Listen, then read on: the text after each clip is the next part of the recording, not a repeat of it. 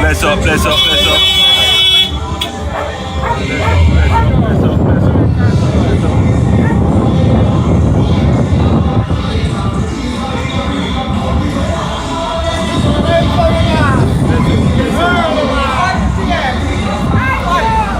Bless it, bless it.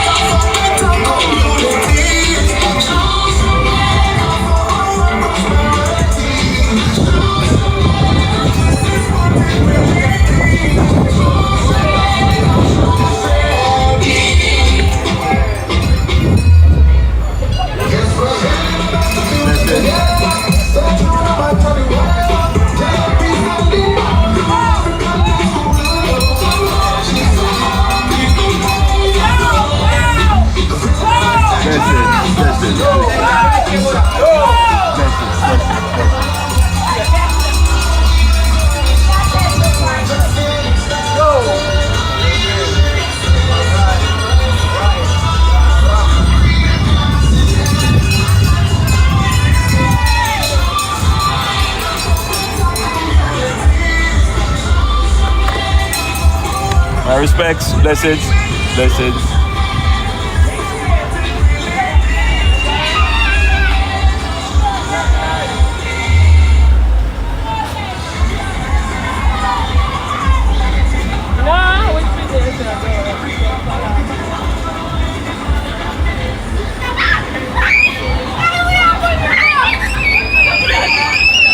How are you? Blessing, good to see you. Blessing, how are you, sir? Fine. What's your name? You're good.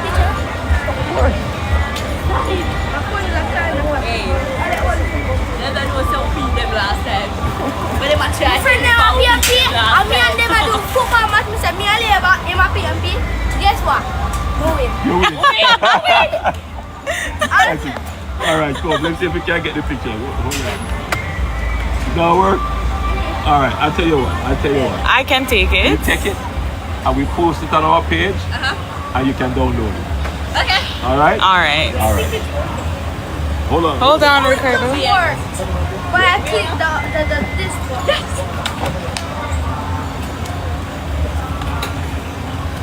What's for that? You guys deserve it. So, we're gonna post this. I saw you at the cup side, but you were surrounded by. Alright, nice. Alright, so go on our pages. Okay. We were watching you when you were coming. Okay. So that's why we know you were coming. Oh, you were watching it on live? Yeah. Okay. Can I get one of your guns?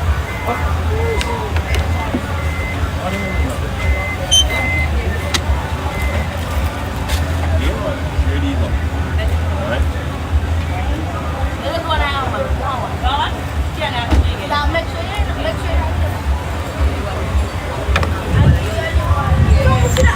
Check the room.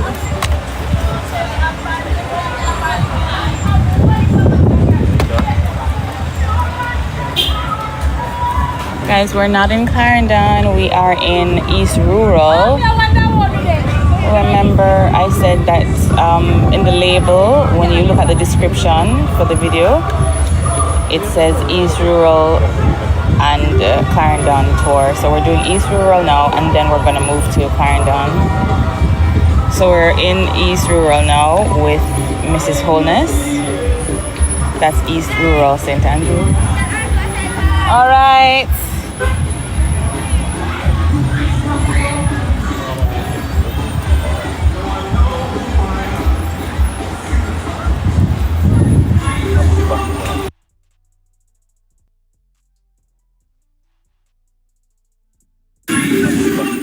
Salon and the truck go down and turn back the road now. Salon and the truck go down and turn back the road now.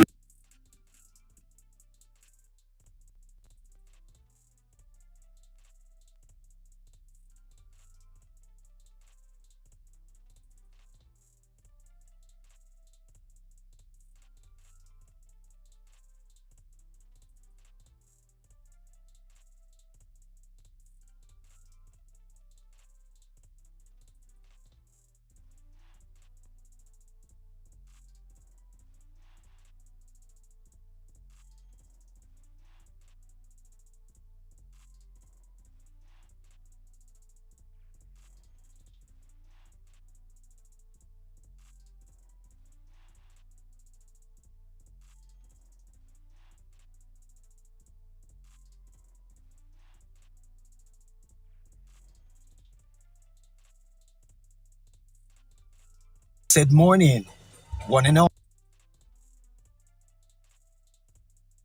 All right, if there are no other questions, Cleveland.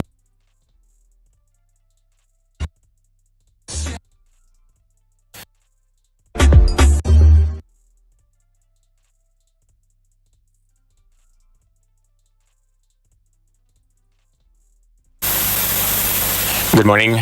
Some additional information, some required updates and responses to developments across the weekend, as well as to continue to present to the public and the various subgroups that make up the Jamaican population here and abroad, as well as focusing on some segments of the electorate to keep them focused on the correct and appropriate information.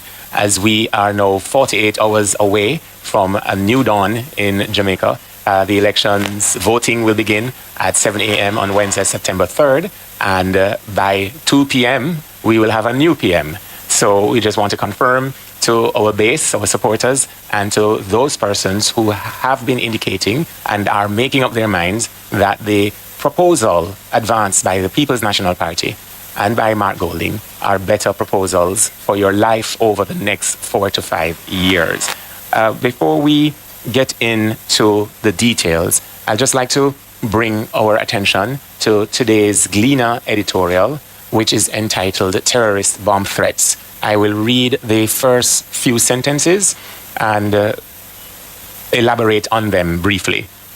It reads, "It is deeply unfortunate that Horace Chang, the National Security Minister, without offering evidence, accused the People's National Party of responsibility for a series of bomb threats at government offices on Friday. Dr. Chang neither gets nor deserves a pass that he acted in his political role as the General Secretary of the governing Jamaica Labour Party. He doesn't have the luxury of alternating skins for, especially when addressing critical matters of national security, including in this case one of the island's major political parties, of behavior akin to terrorism or something close thereto. If Dr. Chang was briefed to this effect by the police, he should say so, in which case we look forward to the constabulary quickly arresting and prosecuting not only the, quote, PNP elements claimed by Dr. Chang to be responsible for Friday's despicable act, but those who instructed them and on whose behalf they worked." Now, we had responded to this development during our press conference on Friday. 72 hours having passed, there are neither any developments, any announcements from the Jamaica Constabulary Force or a related authority for law enforcement, nor has there been a retraction by the Jamaica Labour Party General Secretary whether or not he was wearing that skin or the skin of the Minister of National Security. But as the Gleaner editorial outlined, it's still the most respected source of news coverage in the Gleaner editorial has outlined the behavior is reprehensible and unacceptable. I move from that to note that the Minister of Local Government, the candidate for the Jamaica Labour Party in West Kingston, has also repeated a phrase that has already gotten the significant pushback by members of the public, including supporters of his party. The claim that they, whoever they are, will not surrender Jamaica. The word surrender is an interesting word, especially this close to general elections. One only has to surrender something that they have taken hold of, either illegally or criminally. It also, I believe, speaks to the mind of the person who has not only uttered it once, but now uttered it on several occasions in front of a base of his party supporters. And one can only wonder if incidents that have been happening across the island, including in East Central St. Catherine, are related to the charge by the deputy leader of the Jamaica Labour Party regarding not surrendering Jamaica. And I won't, for the purposes of today's conversation, mention what was previously mentioned on Friday, or what many Jamaicans across social media are speaking about, the concept of being Jamaican just on the basis of being born in Jamaica.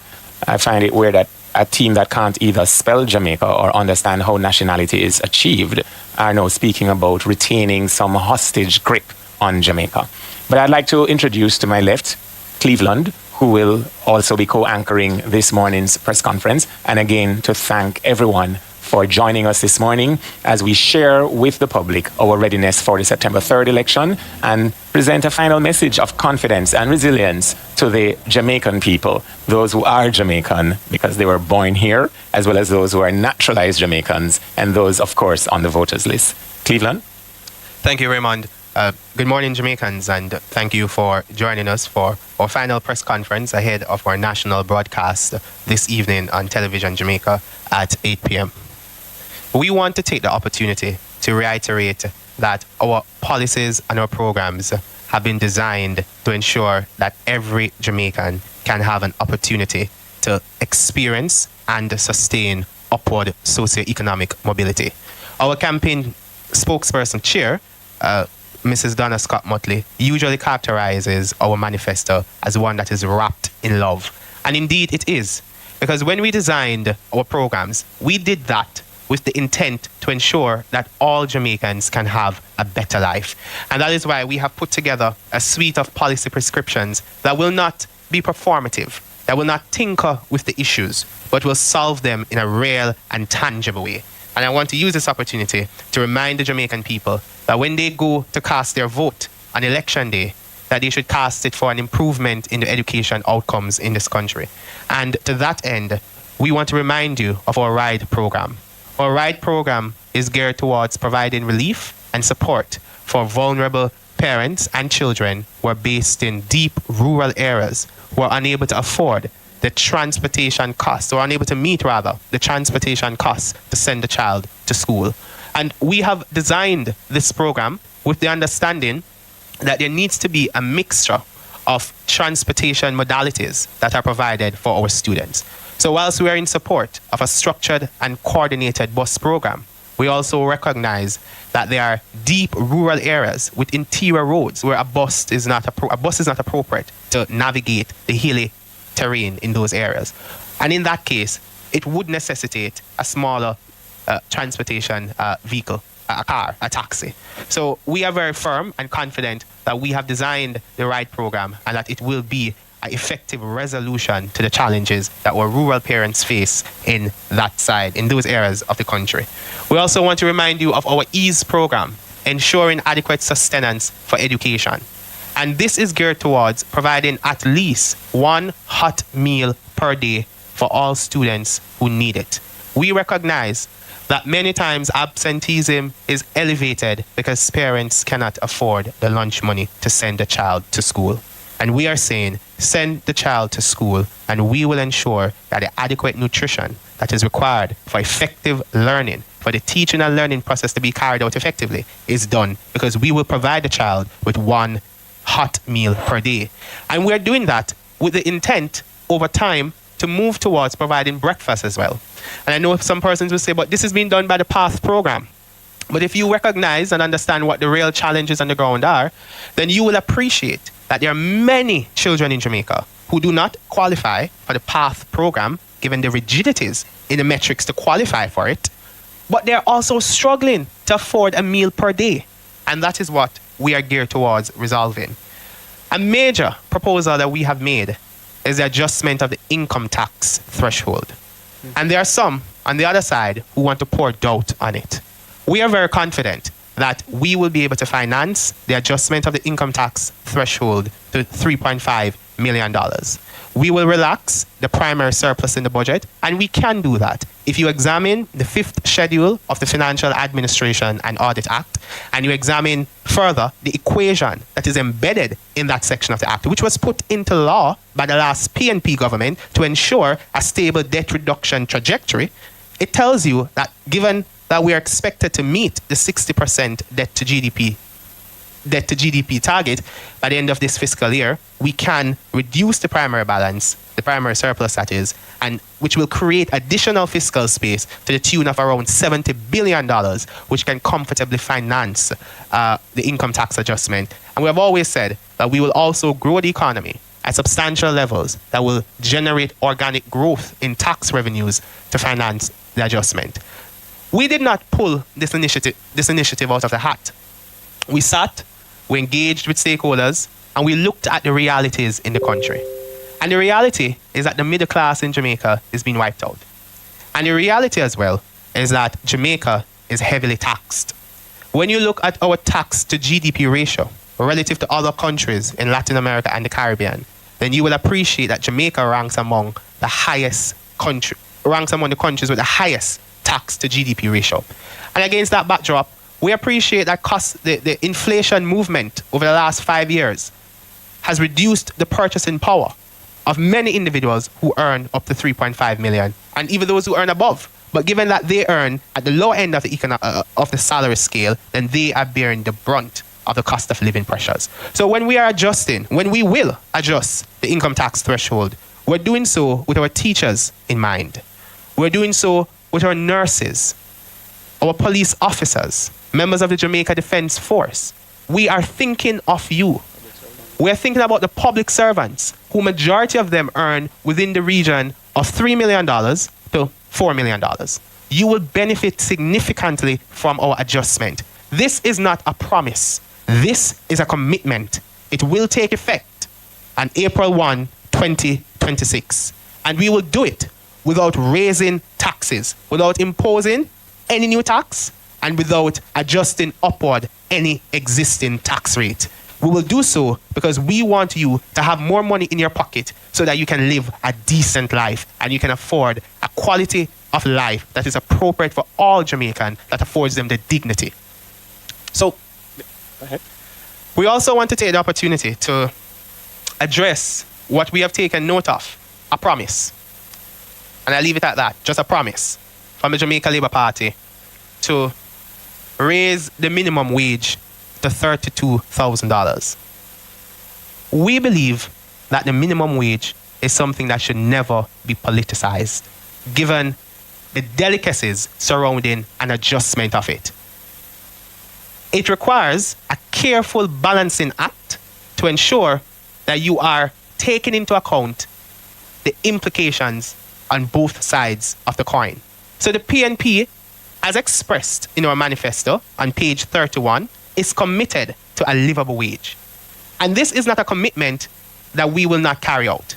We will carry out all our commitments in our manifesto. But we are particularly passionate about this one because we appreciate the need to ensure that Jamaicans live with dignity and that they can afford the opportunity to experience and sustain upward socioeconomic mobility. So as is expressed in our manifesto, we will establish a livable wage commission that will facilitate the process of consultation and consensus building to arrive at a livable wage for Jamaicans. We will not do it in a way that circumvents, that avoids consultation, because we are acutely aware of the implications on both sides of the coin. The interesting thing, as I pick up from Cleveland, that's a perfect segue to the point I'm about to make. As all of you know, all Jamaicans know, we have had a series of 3 political debates executed by the Jamaica Debates Commission. And I use this opportunity to thank the Jamaica Debates Commission for its continued investment in strengthening Jamaica's democratic traditions. In the social issues debate, the former Minister of Labour, Pernell Charles Jr., spoke. He mentioned nothing about adjustments to the minimum wage. In the economic issues debate, the former Minister of Finance, Favour Williams, participated, and she mentioned nothing about an adjustment in the minimum wage. That debate also had a chairman, as is, well, we've heard he's been removed, of the Jamaica Labour Party campaign, Dr. Christopher Tufton. He mentioned nothing about the increase in the minimum wage. The Minister of Information, or the former Minister of Information, was also in that debate. She mentioned nothing. But more importantly, Andrew Holness was also at that debate and mentioned nothing about any changes to the minimum wage. As a matter of fact, he was complaining throughout the debate and very unassertive and very ambiguous on any issue of policy he tried to cover. So Cleveland is correct. This is late in the day, clutching at the straw to try and salvage a dying campaign. The people of Jamaica are wiser than that, and we are confident in your wisdom. Another matter I'd like to address quickly is that since our last press conference, there have been the publication of poll results, which poll results show that the People's National Party are at least 3.1 percentage points ahead of our opponents. I say at least because the period in which the polls were conducted included the parish rally in St. Mary and the social issues debate, about which I've already spoken. And these results in the new polls, we believe, reflect the bounce coming out of those activities. The polls, however, preceded the economic policy debates. It preceded the Portmore rally on Saturday. It also preceded the leadership debate, where our party leader, Mark Golding, distinguished himself exemplary, as the country had expected he would have done. And it also preceded last night's mass meeting in Sam Sharp Square in Montego Bay. We believe that those events which have occurred after the last polls were conducted will also add to the bounds that is now being reflected within the, shall I say, the fortunes of the People's National Party. I think it is the sheer weight of that fact that would have led to some of the diatribe, that the nonsense that we heard as a country from Old Harbour roundabout last evening, and the statement about not surrendering Jamaica. But more important than that is the clarity that the People's National Party has maintained on our message, some of which have been reiterated just now by Cleveland. And I want to say to all voters that, as we saw on Friday, the men and women of the police force and related law enforcement agents are serious about ensuring that September 3 happens in a state of safety and security, where voters of all age groups and all stripes and intention will be able to make it safely from their homes to their respective polling stations, cast their ballot, one ballot to one voter, same ballot to same voter, in free and fair elections under the supervision of CAFE and other observers. We are also confident that attempts to derail, such as happened on Friday, or happened after our peaceful and successful meeting in Sam Sharp Square, will be unsuccessful. What am I speaking about? Last night, after our Sam Sharp Square rally, some of our buses were targeted by people clad in green, throwing stones. One young lady, at least one, is now hospitalized as a result of that act of violence. We're seeing a pattern of intimidation as well in southern St. James and in southern St. Elizabeth, where young people mostly young men, are being targeted and arrested without a clear reason being given for their incarceration. And that persons are being visited in their communities where police officers are asking for them by name. I use this opportunity to remind Jamaica that the Commissioner of Police, Dr. Kevin Blake, has made it pellucidly clear that the men and women of the constabulary force must act in the professional manner and standard that our country in 2025 expects of them. We make no further statement nor accusation, just to say that the seeming habit of persons being visited in their communities and pictures being shown of them on telephones, and even in one case that I am very closely aware of and which I am monitoring, the individual said that the police officer did a better job of canvassing his intention to vote on Wednesday than the canvassers that had been deployed by either party to go into that community and to visit him. I'd also like to speak to an issue, though I don't want to elevate it, because my granny said if you follow a fool, you turn bigger fool yourself. Where in my own constituency, my opponent has been wont to be on his public address system, making very errant and dastardly accusations of, he believes, theft while I served in St. Elizabeth. And I served in St. Elizabeth up until February of 2016. What he's actually saying of the men and women of the police force is that the constabulary is the most lethargic in the world.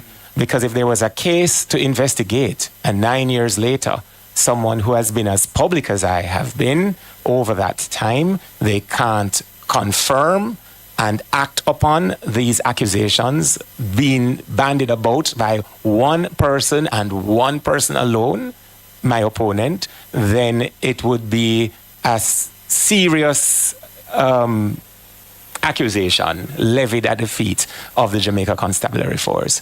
But as one constituent said to me, when you are MP, get rid of all of the waste, including the leading waste man and the leading waste manufacturer. I use this opportunity, therefore, to recommit to Jamaica that the 63 candidates assembled by the People's National Party are Jamaicans by birth. We are patriots. We are sons and daughters of the soil. We understand that our role in these elections is to campaign vigorously and within the law, and to ensure that upon our success, we represent the people who elect us with every fiber of our body, with our hearts, and with our souls, because we are committed to bring to life Mission Jamaica Love and to bring to the leadership of government Mark Jefferson Golding so that Jamaica can be transformed during his tenure, and that this country can become not just the country, the land of our birth, but the land within which our dreams can be achieved, our families will be safe, our children will be better educated, our elderly and sick better taken care of, our men and women allowed to move in stride to achieve their own industrious results and benefit in a land of their birth that centralizes them, that honors them, where no longer our taxi operators and our security guards will be ridiculed as political jokes and banter, but will be honored and dignified and elevated by an administration led by Mark Golding. To voters going out, therefore, please do so swiftly. Carry your identifications. If you don't have a current voter ID and your name is on the voters list, you will still be permitted to cast your ballot. You will be asked to do an affirmation or to swear on. There is information at all polling stations that captures unique data. You may be asked some questions. Answer the questions clearly and respectfully. And we are also confident that the men and women that have been recruited by the Electoral Office of Jamaica as poll clerks and presiding officers and other election day officials will act in the manner of their training and will eschew their own political intentions and be open and clear communicating to the voter so that our voters are able to put their X beside the head, and some may do otherwise, but that they will be allowed to do so without any intimidation or any overreaching by instructions that are weighted one way or the other. Thank you, Raymond. And whilst you're speaking, I got a message from a friend who's a security guard, and he asked if there's anything in there for me in the manifesto. And I thought it's, again, a perfect opportunity to remind the Jamaican people that a signature proposal from us in this election cycle, which will be done, is the removal of taxes on overtime pay. And we appreciate, to my friend who is listening to me, we appreciate that majority of the income that is earned as a security guard comes from the overtime that is done. And we are committing to you to remove taxes from overtime pay. You will have more money in your pockets to spend in the economy. There will be greater levels of economic activities being stimulated. The government will be able to recover funding through its indirect taxes. So we are not of the view that our proposals, our programs, and what we will do will be done in a fiscally reckless way. So we will give back $35,000 per month from our income tax adjustment. We will give you back money through our removal of taxes on overtime pay. We'll also remove taxes from tips as well, because we appreciate that the country has gone through a period of fiscal consolidation, of belt tightening. We have made the difficult choices, particularly in the last PNP government. The country has achieved a degree of macroeconomic stability, largely an outcome of the difficult fiscal and economic reforms that were pursued and implemented by the PNP, for which we paid the political price in 2016 to get the country where it is at today with respect to that stability. And we are committed to safeguarding it. We enhanced the fiscal rules to safeguard that stability. The downward movement of the debt to GDP ratio is an outcome of what we did to make it legally binding on any government to ensure that the ratio reaches 60% by a particular legislated timeline. I also note, before we field questions from the media, I've seen this nonsensical argument in social media that PNP is relying on JLP's economy to fund its proposals, which indicates that the economy is somehow doing well. And I want to put on my economist cap right now. There's a difference between macroeconomic stability and the real economy. What the country has been able to achieve over the last 10 years is stability in the macroeconomy, which means that certain indicators are stable and are moving in a positive direction, i.e. debt to GDP ratio. I just said why the debt to GDP ratio is where it's at today, largely an outcome of the legislation that the PNP put in place to force any government, PNP or JLP, to get the ratio to where it is at today. NIR improving, a sign of stability. Inflation that is managed by the independent central bank, not by cabinet, not by the wholeness government, the independent central bank. It was the PNP that started the work to move towards inflation targeting to give the bank the independence. The JLP came to office in 2016, saw it on the books, and did the right thing, continued where the PNP left off in 2016. But the real economy is different from macroeconomic indicators. The real economy is that part of the economy that affects you in a tangible way. It's about prices. It's about output. It's about growth in the economy. It is about the state of our industries. And if you want a good picture of what the economy looks like in terms of the state of our industries, look no further than the dismal growth rate of the wholeness-led government. Since they have been in office in 2016, over the last 9.5 years, they have grown the economy by less than 2%. That is unacceptable, and that cannot give you the income that you need and the quality of life to afford you the dignity that every single Jamaican needs. So let's make it absolutely clear that the real economy is different from what we talk about macroeconomic indicators. Macroeconomic indicators do not rather give you a comprehensive picture of the health of the economy. And with that, we'll open just before we open for questions, quick note, we've already seen in this past week where the Electoral Office had to come publicly, very quickly, to declare to the public that a document being circulated which bore their marks and logos, or what looked very close to it, was actually fake.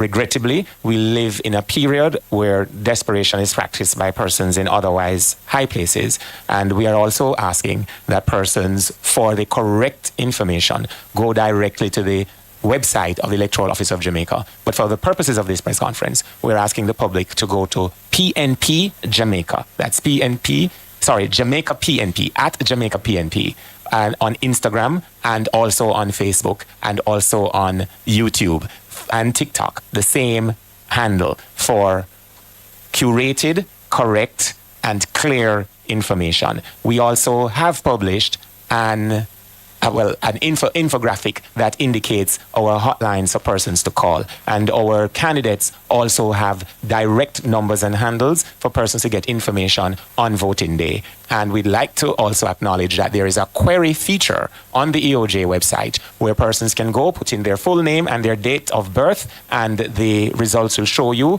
where your polling station is and where what your constituency is and where in the constituency your polling station is. We had to respond to these because since we've been here, these are pointers coming in from persons watching at home or listening in on IRI FM. With that, we now open the floor for your questions. Just say your name and the media house that you're from. Thank you so much. With that, in from persons watching at home or listening in on IRI FM. With that, we now open the floor for your questions. Floor or listening in on IRI FM. With that, we now open the floor for your questions. Just say your name and the media house that you're from. Thank you so much. Kelisha Williams from Television Jamaica. Just going back to the point about the minimum wage proposal by the Jamaica Labour Party, you said earlier that in the manifesto, well, you pointed to the manifesto saying that you, regarding to the point about earning a livable wage, there may be some level of ambiguity from persons, listening on, especially minimum wage earners, having heard that yes, we'll have consultation. While that is important, but wondering how their needs will be prioritized and what exactly is a livable wage, because the GLP is giving them numbers. Mm-hmm. What assurance can you give those persons at home listening, wondering what is the PNP's proposal, what will be a livable wage for them? Thank you. I tell you something interesting. The amount to which the GLP says they intend to raise the minimum wage falls smack within the same range that we will be giving back to people when we raise the income tax threshold to $3.5 million. Imitation is the best form of a compliment. So the fact that they are banding about the same figure basically that we have assured the public can be afforded is their way somewhat tangential, obtuse even, to accept that the data presented by the party president in the leadership debate was correct. Recall that when Mark Golding stated what the current ratio was in terms of debt to GDP, the Prime Minister was caught unaware. He didn't have a clue. So now that he and he alone, not his finance minister, not his labor and social security, roughly the same figure, I think he has been briefed, realized his information was incorrect, and as I said earlier, is clutching at straws. What's the difference with the concept of a livable income? As Cleveland pointed out, the macroeconomic data tells of the general health. It's a headline. But for the consumer, for the household, for the people who make up the families across Jamaica, that headline statistic doesn't mean anything to them if their purchasing power is eroded. So the combination of proposals we're putting forward, non-removal of the taxes on overtime, the RIDE program to do a subsidy for transportation for families in rural Jamaica or families across Jamaica who need it. The EASE program, which provides a hot meal, at least one, per day per student who needs it across the public education sector. The strengthening of PATH and other programs will augment what wage persons at that level of the economy are being paid. So the concept of a livable wage is when you consider all the factors that a household needs, that a citizen needs, the ability to go to a health center and not to be sent to another one, or to go to the hospital and not have to sleep for days on a wheelchair before they can be triaged to ascertain the extent of what is making them unwell. The fact that they can move freely and their children can get to school 5 days a week, and there are other programs to augment their education outcome. That's the concept of livability, or we can borrow a term from my brethren them in the Rastafari faith. It's about enhancing the overall livity across the nation. So yes, he did throw out a specific number, a specific figure, which oddly enough mirrors the figure he criticized could not have been achieved. So thanks, Mr. Holness, for confirming to us what we already knew, that our data was accurate, our research was accurate, and that the Jamaican people have been gravitating to the overall improvements that will be provided to them when on September 3 this year, 48 hours from now, they put their X beside their head on their individual ballots and bring to office the People's National Party and a new Prime Minister. And forgive me for saying it again, Kalisha, new PM by 1 p.m. And Kalisha will add as well, we are of the view that the optimal way to adjust the minimum wage is through a commission that requires and engages in consultation. Because one can appreciate that there are delicacies on both sides of the coin. There will be implications. And we don't think that it should be politicized in the way as a desperation tactic to win an election, as the Jamaica Labour Party is characterizing it as, is portraying it to be. We think that you need a series of consultation. You need to engage with the stakeholders because there can be serious ramifications. And we are committed to that process of consultation. Just a quick follow-up. Based on where you sit now, I understand the implications, but in terms of, say, the People's National Party forms the next government, in terms of where you're going, what you're looking at right now in terms of the minimum wage, I know you don't want to give figures, but in terms of minimizing all the risks, what would you say would be like a reasonable amount to increase the minimum wage by over a 4-year period, per se? Well, we are of the view that an increase in the minimum wage must be consistent with the movement of inflation, because inflation erodes the purchasing power. So as inflation moves throughout the economy over time, we think that it necessitates an adjustment in minimum wage. So we will be guided by data, we'll be guided by the inflation outlook, we will be guided by consensus among stakeholders. We'll not be guided by an attempt to win an election because of political desperation, because a prime minister knows that his time is coming to an end. Any other questions? Yes. Good morning. Good morning. Giovanni White from IRFM, of course. You're like the fifth Giovanni that across electronic media. Yes, of course. Yes. But no one knows me much as yet. Well, they do know. They do know. My question to you is, throughout this campaign, the importance and the role of the political ombudsman has been very, very a great question. More so, your party has faced criticism in regards to statements you've made over the campaign trail.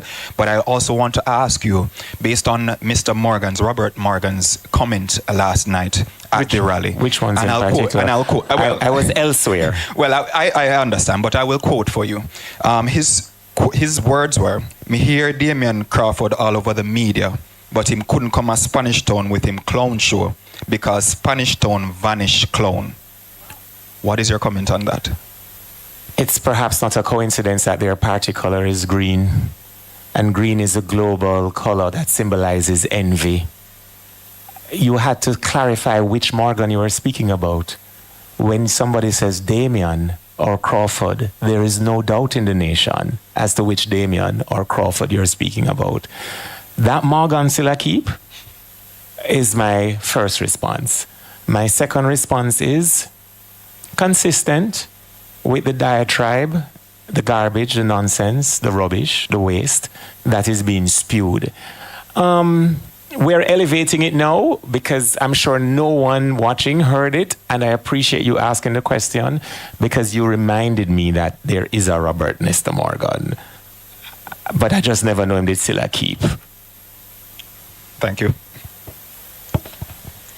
Any other questions? Yes. Mr. Price, you mentioned earlier about an attack yesterday. Can you say whether or not there was any reports were made to the police or the political ombudsman? Oh, yes, the substantive question about the political ombudsman. Let me answer it. There are certain things, just as Cleveland explained, when you look on an economy, you look on the rate of inflation, you look on the net international reserves, you look on the debt to GDP ratio. Similarly, there are certain things that you look on when you are assessing the strength and health of a democracy. You don't look on the individuals who occupy positions from time to time. You look on the institutions which last generations to generation.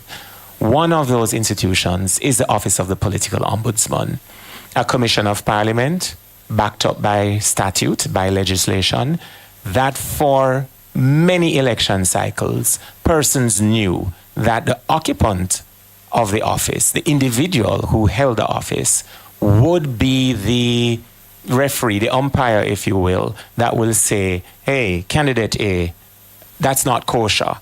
Retract, withdraw. Party A, candidate A has not yet retracted or withdrawn. Party A's leader must then act. The fact that the Jamaica Labour Party has eroded, defunded,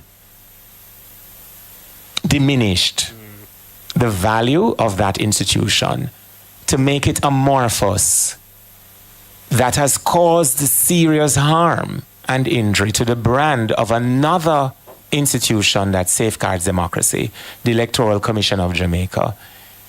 And then when you juxtapose that with the often repeated remark, we will not surrender Jamaica, a reasonable person would ask, is this a part of the plan? To foil our democracy, to foil our standards, remove the political ombudsman, bury it in ambiguity, and then practice this kind of reckless politics, where yesterday in East Central St. Catherine, for example, a female worker was handing out voters' guides. Someone notified my opponent where she was. My opponent drove down on her. There are videos across social media. I'll share one with you at the close of this morning's press conference, where he's up in her face, microphone in hand, intimidating her, goading her, asking her why she handing out voters' guides for a criminal organization. In his own words, not mine, not hers. Because I have asked, once we recognize that my opponent is a stalker who consistently stalks my campaign, I've said it to our workers, whenever he comes, record him, video him. In a case reported yesterday to the head of St. Catherine South, who dispatched a unit to aid the said party worker, the close protection officer assigned to my opponent is also seen in a menacing way charging at the party worker. Who do I report that to this morning? An amorphous grouping? Because the Electoral Commission of Jamaica is already focused on its tremendous primary mandate to safeguard the procedures and processes of Wednesday. So I join the rank of Jamaicans who are saying, then that's why them did do away with the Office of the Political Ombudsman, so them are things you can go along without any checks and balances being made. So the injured person traveling on the bus yesterday who's been hospitalized, that report has been made. And I am aware of other reports that have been made, not just to the Electoral Commission of Jamaica, in which somewhere there is the activities being carried out that were once the remit of the Office of the Political Ombudsman.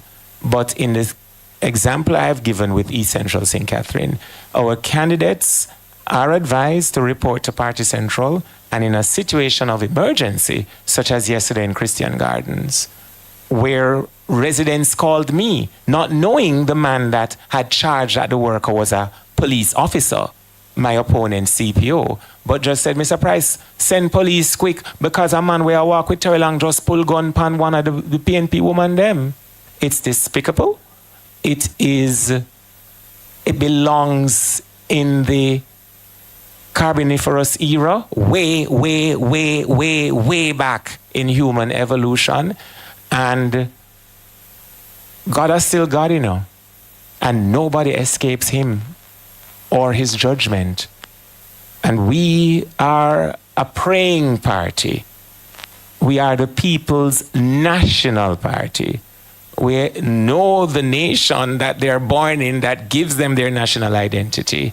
And we have never, going back to 1944 with universal adult suffrage, we have never attempted to diminish the importance of universal adult suffrage and people's right to vote. We were not the party that said, if we don't win on election day, we're going to lock down Jamaica tighter than a sardine can. We were not the party that said we will never surrender Jamaica. We were not the party that said I'm going to stand up at crossroads and sit downtown. We have always been the party to say vote for the PNP. For sure, put your ex beside the head. But we don't intimidate and we don't violate, and we will never start doing that. Do you have questions? Yes. Thank you so much for the opportunity. I'm a correspondent of Japanese newspaper called Yomiuri Shimbun, and I would like to ask about the foreign affairs. The poll have shown that your party you had a positive result towards your party, but I wanted to know what kind of change will you bring to that in terms of foreign affairs if you were to take power.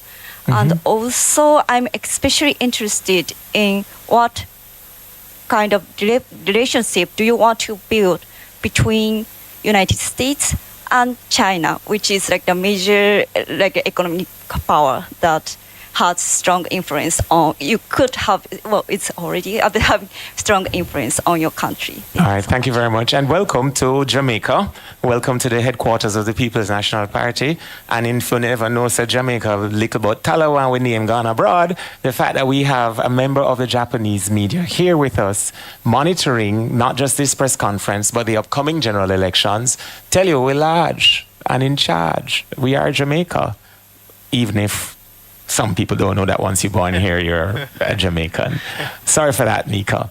On the foreign affairs front, even while we were a colony of the British Empire, and South Africa was also a part of the British Empire, Norman Manley, then Premier, took the stand based on principle, human dignity, and individual nobility, which everybody, as Christians, we believe, everyone is born to be respected, to have access to dignity and their own nobility. That's our primary principle. We also are the party of social justice. And there is a concept that says, if one person is denied justice, then all humanity is denied justice. So our stance then as a colony against apartheid, or apartheid if you prefer, has always been the foundation phenotype, or the foundation symbol of our approach to the global family. The question about China, Jamaica was one of the earliest countries to have established diplomatic relations with China. We have exceptionally good diplomatic relations with Japan. I could even mention my own dear friend Karen Gibbs, who is a teacher of English in your native land. Jamaicans are, well, the very concept of the word diaspora. Jamaicans are a traveling people, and wherever we go, we establish good relations in those countries. Our motto also speaks out of many one people, which we could elevate as a global standard. So the question regarding the United States, apart from the homeland, most Jamaicans live in the United States. That nation is a dear friend of Jamaica, a mentor over many generations, a symbol of families going there to help families here. As a high school student, some of my textbooks came from Uncle Cecil. Some of my school supplies came from Auntie Paulette, Auntie Sybil, Auntie Rita, and I could go on, to also include those relatives in Canada. I am a reflection of the average Jamaican. So I know that when I express these words, all Jamaica understands. Now, in families, you have what is called a middle child. The middle child sometimes is closer to the older sibling or closer to the younger sibling. I think Jamaica is the middle child of the global family. We love all our brother and all our sister them with passion, with sincerity, and with principle. So we monitor developments across the globe, and we monitor changes in policy when there are elections or changes in leadership across the globe. We have closer relationships based on the history of our country. So we're members of what was formerly known as the British Commonwealth. We're members of the Organization of American States. We're members of CARICOM, which bears the DNA of Norman Manley. And we are also members of the United Nations. So our foreign affairs approach, when Mark Golding becomes Prime Minister, will be consistent with when Norman Manley was Premier, when Michael Manley was Prime Minister, when P.J. Patterson was Prime Minister, when Portia Simpson-Miller was Prime Minister. As it was with them, it shall be when Mark Golding becomes Prime Minister by 1 p.m., new PM by 1 p.m. on Wednesday. That has a lot of cultural nuances, Mika, so I'll explain it to you after the press conference.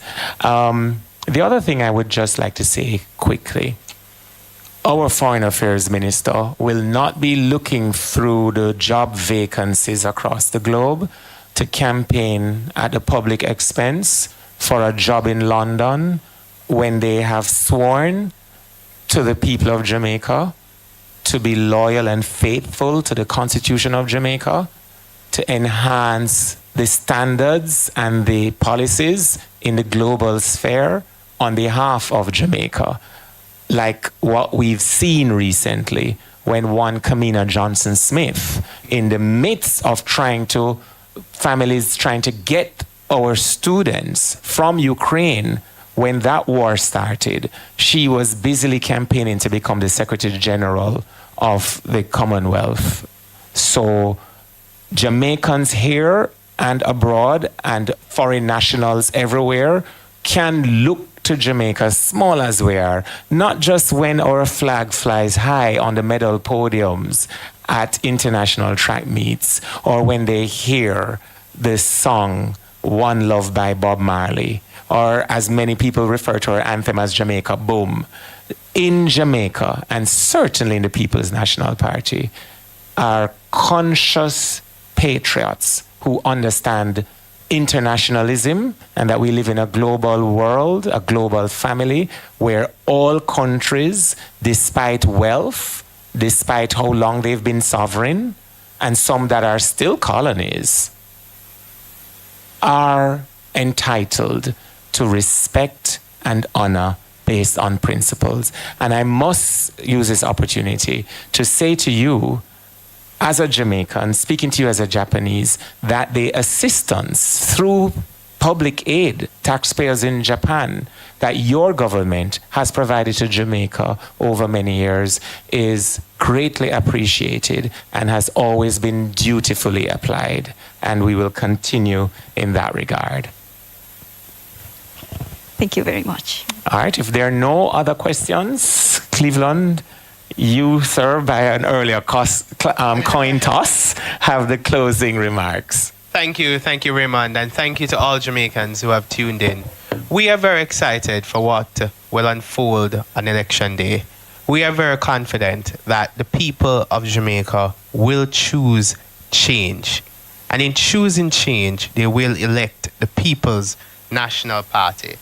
So on Wednesday, Jamaica has a choice between desperation and dedication, between last-minute promises and costed, rushed initiatives that will not benefit the people in any tangible or real way, and people-centered plans. We are ready. The People's National Party is ready. Mark Jefferson Golden is ready.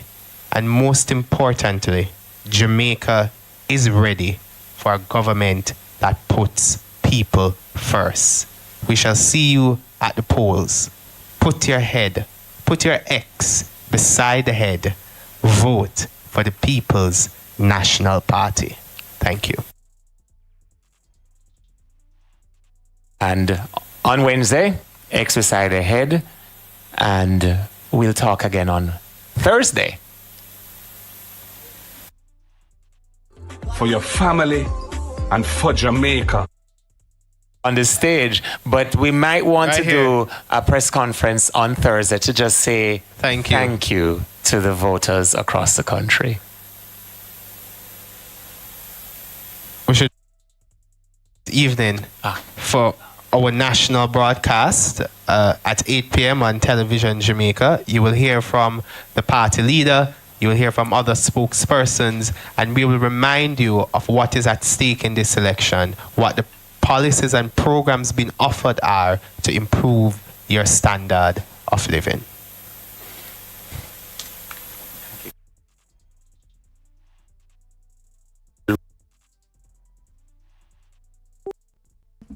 Wow. BVR, may I tell you, they can't manage Raymond Price.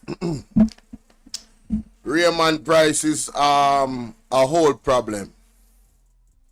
And the young man beside him, equally, you know. The People's National Party just have too much sharp. These guys are sharp, man. But, you know, that's why I tell the people, you know, to keep praying, you know. You understand? Keep praying.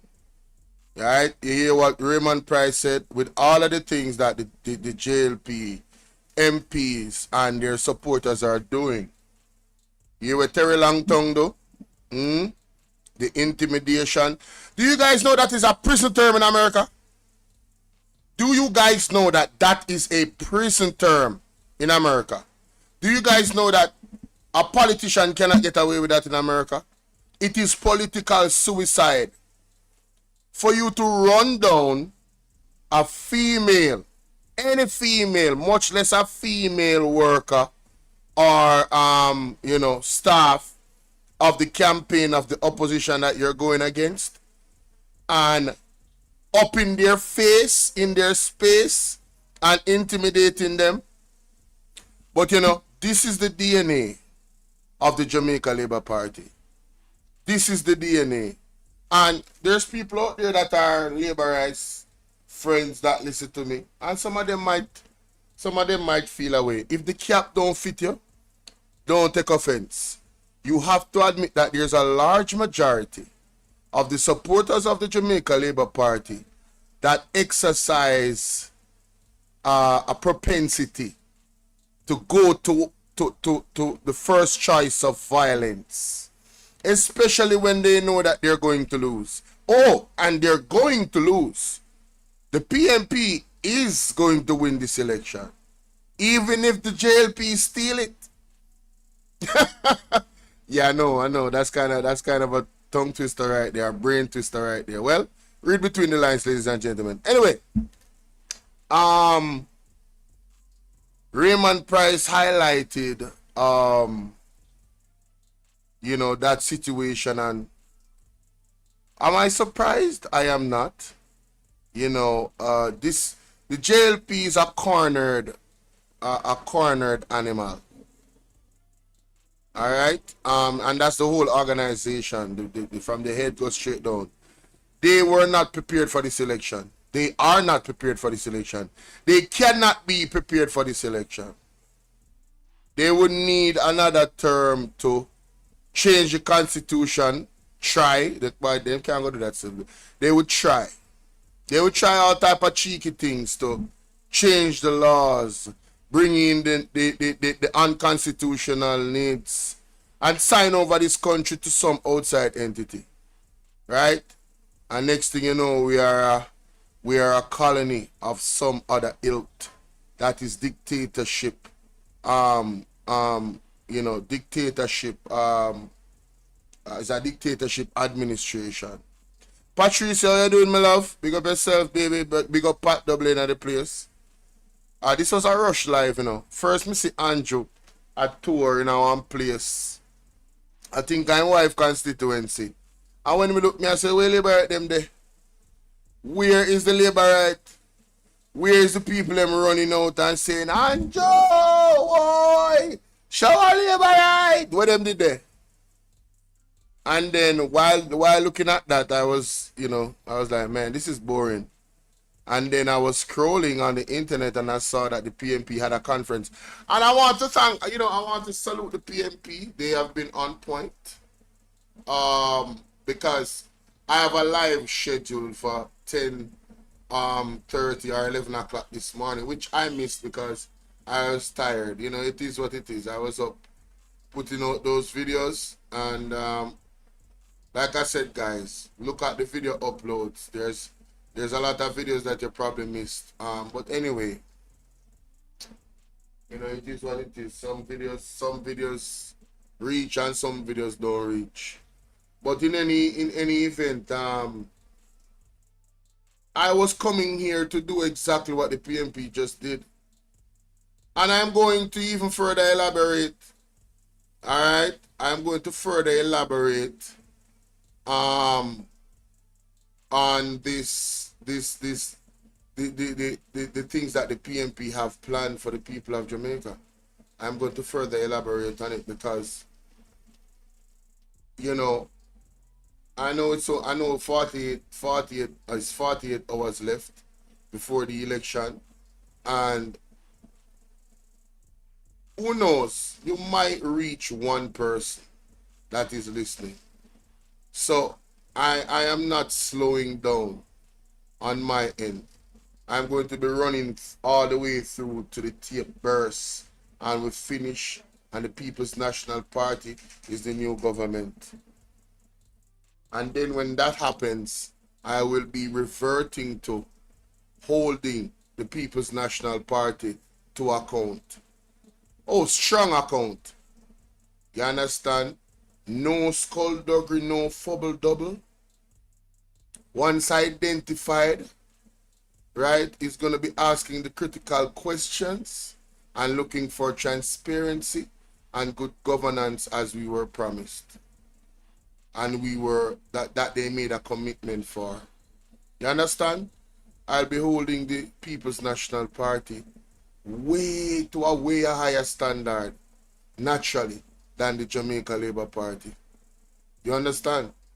So, we are going through this thing. And I am so happy that the People's National Party has laid out some of the key things that they promised to the people that they would implement in terms of policy and plans.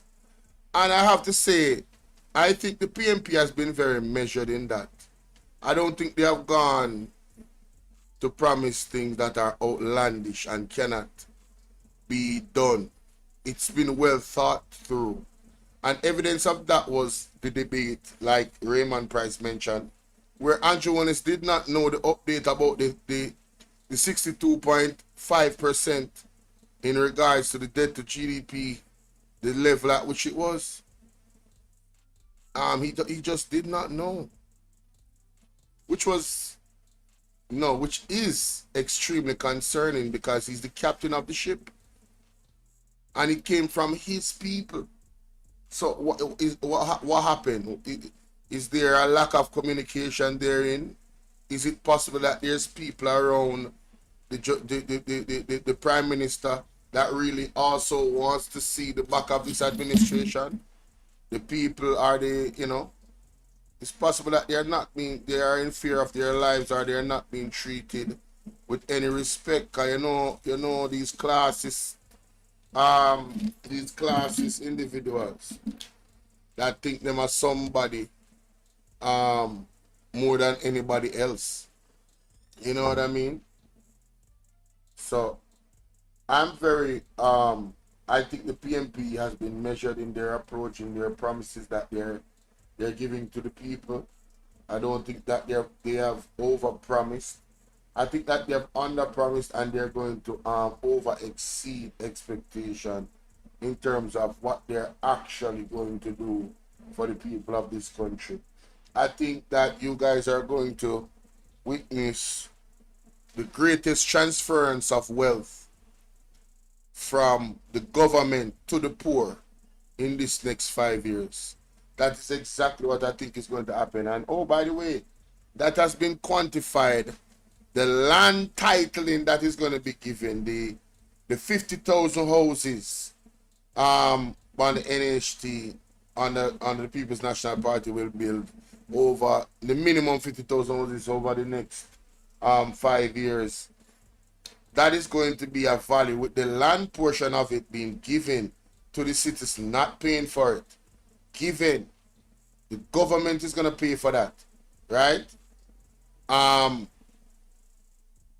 It has been quantified to over $1 trillion. Over $1 trillion. You understand? I want you guys to think about that.